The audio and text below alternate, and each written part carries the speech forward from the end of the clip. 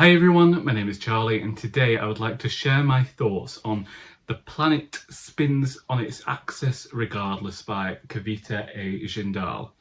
I was sent this book for free in exchange for an honest review, but all opinions are my own. On the back of this book it says, "Meet the inventor of preconception contracts.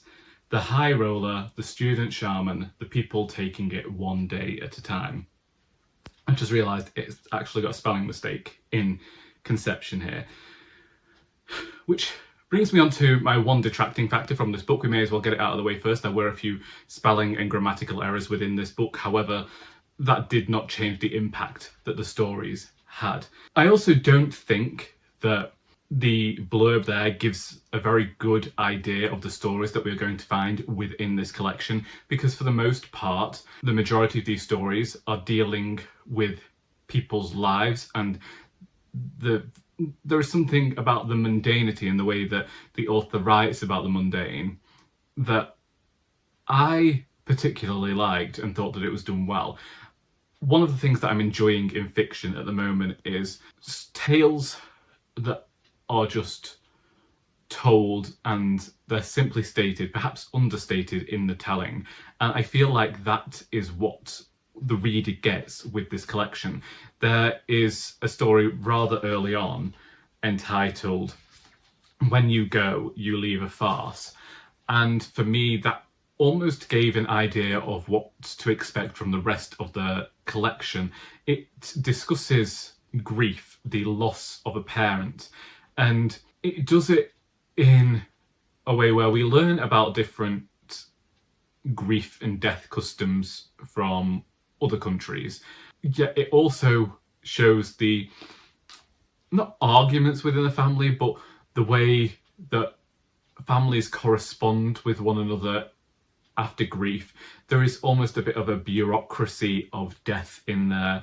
And all these things that I like to see explored when we are exploring grief in fiction.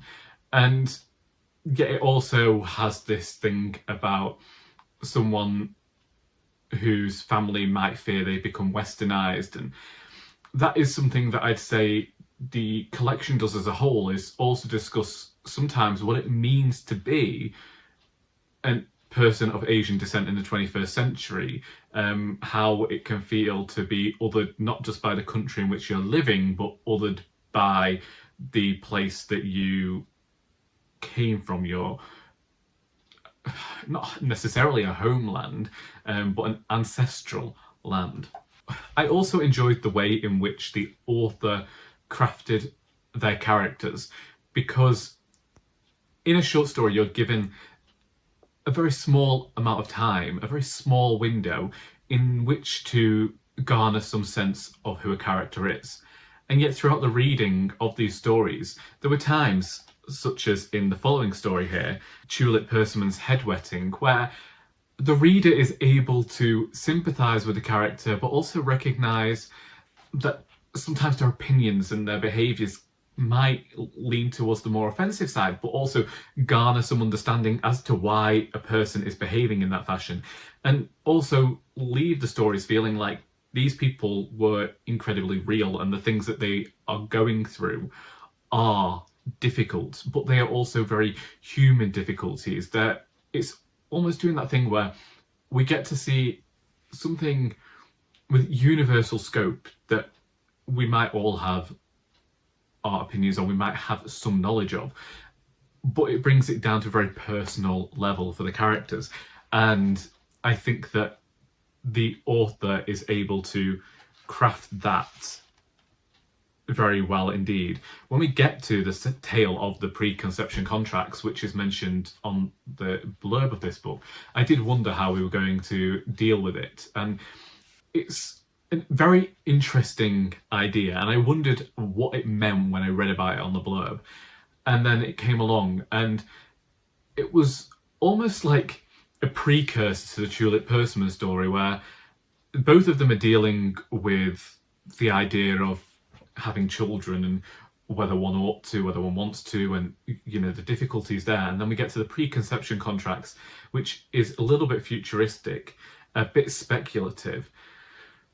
but doesn't see too far removed from the truth and an idea of where modern relationships may go in future, but also discusses this whole thing of when a person has a child, what they might be giving up in order to raise that child, whether they want to, whether their partner might, and negotiating those issues and having those conversations with a lawyer present, and also adding this sense of legality to it. And again, this bureaucracy that we'd just seen in this grief story. And it was very interesting to look at these stories and be able to compare them to each other and maybe get not a sense of the author's world or the author's way of thinking, but maybe see how they are navigating their thoughts on a topic through their means of fiction. There are also some pieces in here that could arguably be called flash fiction, tales that require rereading and mulling over, which I've said, you know, the best short stories do that. It's almost like a poem. You get to reread them and you get to think about what's being said, analyze them on a deeper level. And there is certainly scope for that in this collection. I would say I'm grateful for having read this. I always appreciate getting to learn about people and customs that I don't always get to read about, and also get to see the scope of this writer's imagination, and I look forward to seeing what they do in future. So therefore, what I'm going to say is, if you like short stories, you won't do wrong in reading The Planet Spins on Its Axis Regardless. If you've read this book and would like to discuss it, then please feel free to do so in the comments. I hope that you got something out of this video, because until next time, that is all.